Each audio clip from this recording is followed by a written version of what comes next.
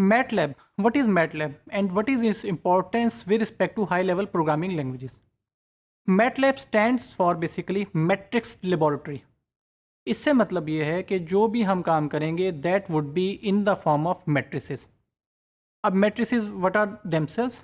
Matrices are basically combination of values which with more than one value. For example, we can say if the value is only 1 then it is a scalar. If it has more than one value then it might be vector in one direction, and if it has more direction then it is a matrix. अब यहाँ पर जो definition है या क्या usage है MATLAB का for bioinformatics और क्या उसका इंपॉर्टेंस है। बेसिकली मैटलैब की जो इंपॉर्टेंस है या पॉपुलरिटी की जो वजह है that is for numerical computational based task, ऐसे टास्क जिनमें high level of computation required होती है विद एफिशिएंसी, वहाँ पर मैटलैब इज़ अ हिट। अब क्या इसके बैकग्राउंड है और क्या इसके फ़ायदे हैं। For example some of the advantage are written here such as it is very useful for writing complex mathematical programs. Then it can be called or it can be used, यानी कि MATLAB का जो programme हम लिखें it can be used in C और other programming languages also. उसके लिए हमें ActiveX कंट्रोल का एक मैकेनिज्म है, वो यूज़ करते हुए हम प्रोग्राम को कॉल कर सकते हैं in other programming languages. How to start MATLAB in your machine. Simple है कि आपने यहाँ पर एक चीज़ जानना ज़रूरी है कि MATLAB is not a free software, यानी कि सिंपल इंटरनेट से डाउनलोड करके ये नहीं होगा। इसके लिए हमें लाइसेंस ख़रीदना पड़ेगा विद सम सीरियल नंबर और फिर ये हमारे पास इंस्टॉल हो जाता है। इसका फ्री वर्जन, वैसे ट्रायल वर्जन जिसे कहते हैं 60 day trial version, that is available on internet also. Okay, once you have got that series, install that on your machine, then what you do, just go to start and write MATLAB. जब MATLAB की आप command लिखते हैं तो MATLAB का interface open हो जाता है। अब वो इंटरफेस के अंदर फिर आप काम करते हैं और रिजल्ट्स कंपाइल करते हैं।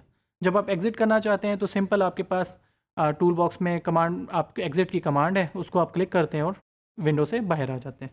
Now what are different parts of MATLAB interface. यहाँ पर हमने इसके इंटरफेस दिखाए हैं। Basically there are 3 windows. This window basically is command window, जहाँ पे आप कमांड्स लिखेंगे। कमांड से मुराद क्या है कि जो भी आप टाइप करेंगे, स्टेटमेंट्स हैं, ब्लॉक्स हैं, जो भी इंफॉर्मेशन आप कर रहे हैं वो यहाँ पे लिखेंगे।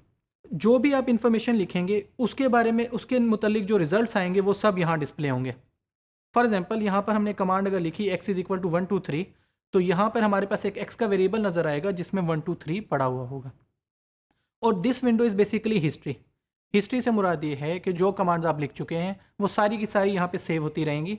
अगर आप दोबारा वो कमांड यूज़ करना चाहते हैं तो इस विंडो को यूज़ कर लेंगे। सम बेसिक्स से मुराद ये है कि भाई अगर आप न्यूमेरिकल कंप्यूटेशन के लिए मैटलैब को यूज़ करना चाहते हैं तो वो कौन सी कमांड्स हैं। For example if I write a is equal to 32, it would be a 32 of course, और ये हमारे पास एक बेसिकली एक स्केलर वैल्यू है जिसमें सिर्फ एक वेरिएबल आ रहा है।